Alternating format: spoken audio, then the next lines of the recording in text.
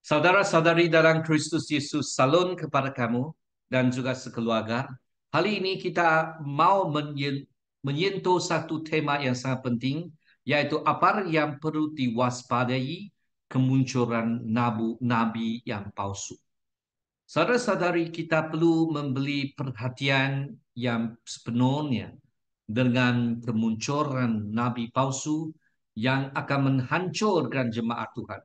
Dalam Injil Matius bab 7 ayat 15 sampai ke 20 adalah rujukan Alkitab yang kita menterokai dan kita huraikan.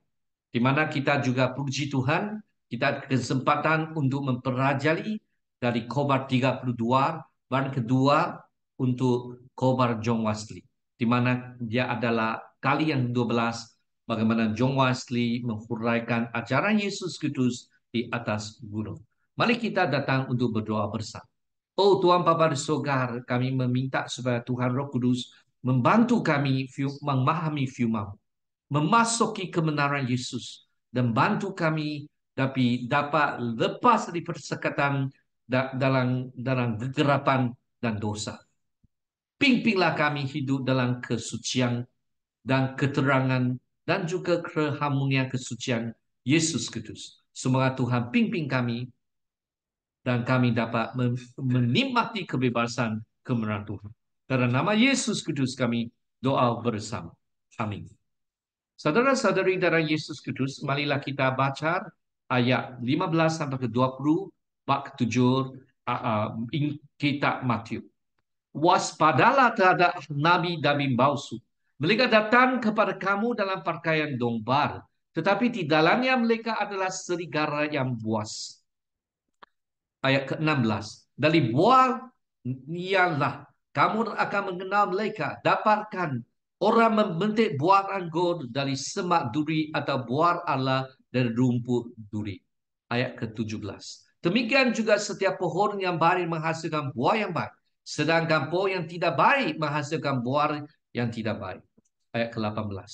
Tidak mungkin pohon yang baik ini itu menghasilkan buah yang tidak baik. Ataupun pohon yang tidak baik itu menghasilkan buah yang baik. Ayat ke-19. Setiap pohon yang tidak menghasilkan buah yang baik pasti ditebang dan dibuang ke dalam api. Ayat ke-20. Jadi dari buahnya lah kamu akan mengenal mereka. Saudara-saudari, pengenalan kepada penipuan. Adakah mereka datang kepada kita secara terbuka, merujuk kepada nabi palsu, memperlihatkan sifat sebenarnya mereka adalah penipu? Sudah tentu tidak. Jika mereka menandakan diri adalah penipu, mereka sebagaimana adanya, mereka akan mempunyai sedikit kuasa untuk membahayakan. Maka setiap orang lihat dia punya niat adalah jahat dan tidak betul sebagai penipu, maka kita akan segera berhati-hati, berjaga-jaga, berwaspada dan bersedia untuk melarikan diri daripada nabi palsu itu. Saudara-saudari, apakah strategi penipuan? Mereka menggunakan strategi, yaitu apabila mereka memakai dengan baju domba. Apa yang kita perlu diperbandingkan ialah pakaian mereka tumpar. Walaupun dalam hati adalah serigala yang laku dan jahat yang akan merosak, menghancurkan kita. Frasa yang menggambarkan bahwa mereka mengambil pentampilan. Mereka mensama yang tidak bersalah dan lembut. Sembunyikan niat sebenarnya adalah untuk memusnahkan. Saudara-saudari, seperti Yesus kata dalam Yohanes bab ke-10. Yesus kata pencuri penompak datang adalah datang untuk mencuri, menumpak dan merosakkan. Tetapi gembala Tuhan datang adalah untuk mengkurniai kehidupan dan juga kehidupan yang limpah. Saya percaya Nabi yang sebenar akan mewakili Yesus Kristus menjadi gembala yang baik untuk mempimpin kita ke tepi Yesus, datang kepada Yesus, kedatang hadapan Yesus, supaya kita mempunyai satu kehidupan rohani yang limpah. Tetapi nabi yang palsu itu bukan bimbing kita kepada Yesus, bukan bimbing kita kepada salib Yesus dan kebenaran Alkitab, tetapi bawa kita jauh daripada ajaran daripada salib Yesus, ajaran Yesus dan juga kebenaran Alkitab. Dia akan membuat sesuatu yang sangat mengubah suai sesuatu ajaran iman Yesus kepada sesuatu yang sangat dapat disesuaikan dengan nafsu manusia yang penuh dengan kelemahan dan kedosaan. Saudara-saudari, pentadbiran itu tidak berbahaya. Mereka sama seperti seorang macam domba yang sangat lemah lembut yang tidak ada apa kebahayaan. Mereka menampilkan diri dalam persamaran yang tidak berbahaya. Mereka kelihatan lembut, lemah, tenang, tidak singgul, tanpa apa-apa niat yang jahat atau pemusuhan. Saudara-saudari, tingkah laku mereka begitu lembut, tenang, begitu baik sekali. Kelihatan mustahil untuk dia membahayakan sesiapapun. Tetapi saudara-saudari, tingkah laku yang harus itu. Mereka mungkin tidak menunjuk kesemangat dan tenaga yang dijangkarkan dalam peperatan yang baik. Namun tiada apa berlaku, tingkah laku mereka menimbulkan kecurigaan. Saudara-saudari, malah kita perlu memberi perhatian. Mereka mensembunyikan niat yang jahat. Pentadbir ruara mereka meyakinkan orang lain. Dan sebagai satu pentunjuk niat jahat yang disembunyikan dengan begitu berkesan sehingga menjadi mudah untuk mempercayai sajalah. Ini orang memang bagus. Ini memang hamba Tuhan. Mereka tanpa apa-apa solat. Pentampilan ruara tidak bersalah. Ini menjadi niat mereka lebih sukar dikesan mentampar keubahan mereka untuk menipu. Jadi selepas mereka memperolehi satu kepercayaan daripada kamu, ini ada faktor pertama, dan yang kedua, mereka datang untuk menunjukkan kononnya mereka berguna untuk kesalehan, untuk membuat sebelas kasihan dan sebagainya. Mereka hendak seorang-orang mereka benar-benar dipanggil untuk membuat baik, berwujudkan rasa tujuan yang ditujukan ke arah mereka, bermanfaat kepada semua orang. Saudara-saudari, peranan yang dikatakan berguna, pimpinan rohani sebagai contoh, mereka ditugas untuk mempimpin kamu secara rohani, mengawasi jiwa Anda, dan sokong perjalanan Anda menuju kehidupan abadi. Tetapi kita perlu mewaspadalah. Mereka ditugas untuk mempimpin Anda sedemikian. Saudara-saudari, mereka sokong kamu dalam perjalanan menuju kehidupan yang abadi. Tetapi peranan sebagai pembimbing rohani adalah itu benar ataupun tidak. Peranan mereka digambarkan sebagai satu pelayanan perkhidmatan yang berterusan. Mereka sana sini berbuat baik. Menyemborkan mereka yang tidak oleh iblis. Berdasarkan reputasi ini, mereka umumnya boleh dianggap sebagai utusan Tuhan. Dihantar untuk memberi berkat dan pimpinan. Dan dengan inilah dia buat seterusnya.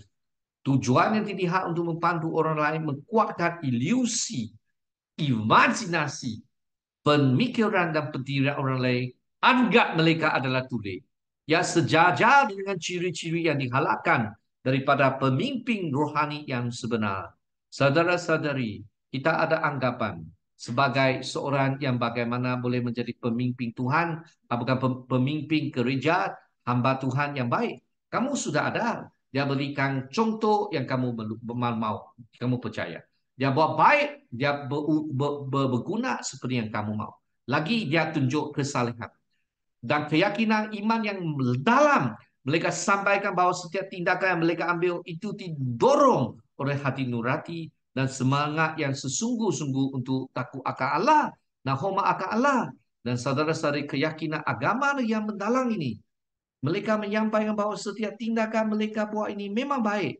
Saudara-saudari dalam Yesus Kristus. Tapi masalah mereka adalah apa? Salah taksir kebenaran.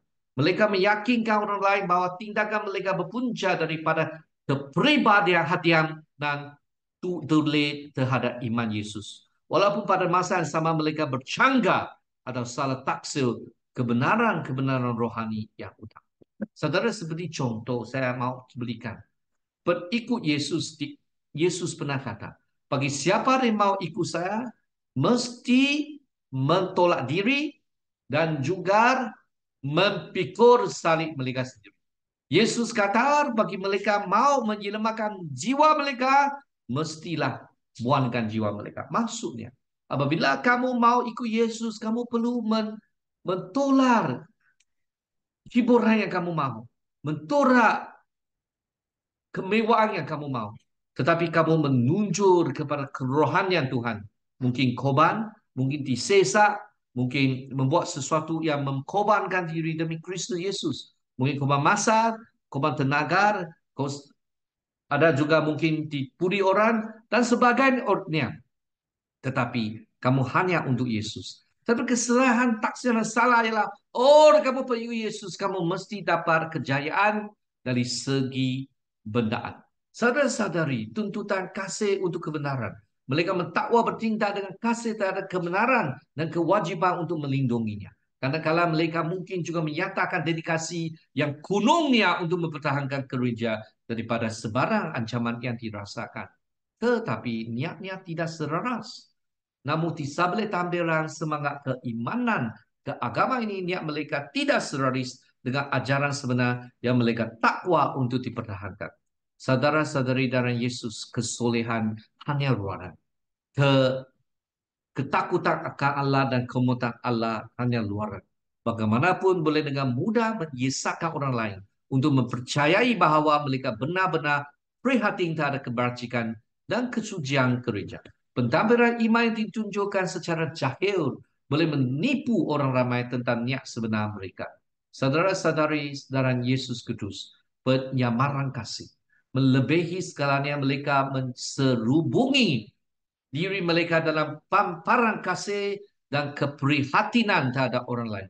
Mereka bertindak berseolah-olah semua usaha mereka adalah untuk manfaat Anda. Didorong oleh kasih sayang yang ikhlas dan keprihatinan terhadap kesejahteraan Anda. Saudara saya motif tersembunyi. Mereka bertindak seolah-olah semua usaha mereka adalah untuk manfaat Anda, didorong oleh kasih sayang ikhlas dan keprihatinan terhadap kesejahteraan Anda. Tetapi padahal bukan sebenar. Faksa kebaikan. Mereka mengakui hanya berasa risau karena mereka sangat mengambil berat tentang keselamatan rohani Anda. Faksa kebaikan ini sering merangkumi peristiharan niat baik. Kebimbingan yang mendalam terhadap bahaya rohani yang Anda tangkap. Dan keinginan untuk melindungi anda daripada kesilapan atau doktrin yang menggelilukan. Saudara-saudari, kebimbangan untuk keselamatan rohani melihatkan mereka sangat kecewa apabila memikirkan tentang seorang yang berniat baik tetapi terpesong ke arah ekstrim, terampak, terperangkap dan kepercayaan yang mengerikan atau terlalu bersemangat dalam cara-cara yang mungkin kelihatan tidak seimbang. Sebenarnya kita ikut Yesus hanya satu arah saja, memikul salib. Memikul salib itu bukan satu yang senang. Mungkin orang biasa anggap itu ekstrim, tetapi dari segi iman Yesus Kudus yang tulis itu biasa. Disesak sebab Injil itu biasa.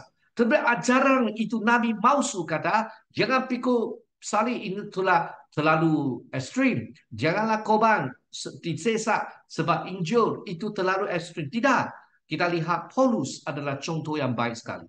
Di mana dia rela berkorban diri demi Yesus Kudus. Saudara-saudari, dia belajar berserupa Yesus. Marilah kita belajar daripada Paulus bagaimana Paulus menyerupai Yesus. Paulus menyerupai Yesus. Nasihat tentang kesederhanaan. Oleh itu mereka menanti Anda untuk kekal sederhana. Tidak terlalu soleh atau terlalu semangat. Janganlah macam ini. Sebab kita kata kita mestilah bersemangat. Janganlah kita macam mau semangat pun tidak mau. Setengah orang semangat, setengah tidak mau semangat. Maka kekal kesederhanaan. Dari segi ini tidak betul. Saudara-saudari, mereka ajar kita macam sangat rasional tetapi adalah salah taksir. Mereka bimbang dan mungkin memusnahkan diri sendiri. Dalam hal Yesus Kristus kata kita mesti mendahului kerajaan Tuhan apa yang kita perlu. Tuhan akan membeli jika Anda bekerja untuk perabadian yang melampau. Saudara-saudari, mereka akan cakap sesuatu yang ekstrim, yang melampau. Tiap-tiap minggu pergi persekutuan Tuhan terlampau. Tiap-tiap minggu kamu pergi ibadah cukup sudah. Kalau tambahan pun satu dua perkara. Tapi Tuhan kalau pimpin kamu, mungkin kamu panas. Dan kamu jaga keluarga baik, kerja kamu baik, dan juga boleh melayani Tuhan dengan panas dan semangat. Caranya, pengurusan masa, itu adalah hikmat yang Tuhan ingin kata. Tetapi pada hal semangat kita ini memang penuh. Semoga Tuhan memberkati kita, memberi kita kekhidmatan dan juga mata rohani boleh mengenal pasti siapakah ajaran daripada nabi yang palsu. Tetapi kita mau ikut firman kebenaran daripada nabi yang bersebenar, yang kita perlu berusaha menerokai firman betul-betul supaya kita boleh mengenal pasti. Mari kita doa bersama. Tuhan Bapa di surga, kami puji syukur atas firman-Mu dan membantu kami, pimpin kami lebih pekal terhadap firman dan kehendak Tuhan. Supaya kami dapat kenal pasti apakah ajaran daripada Nabi yang palsu, supaya jiwa rohani kita tidak dipengaruhi dengan kesan yang jahat, yang tidak baik. Dengan nama Yesus Kristus kami berdoa bersama. Amin. Semoga Tuhan memberkatimu dan juga sekeluarga. Kita jumpa lagi.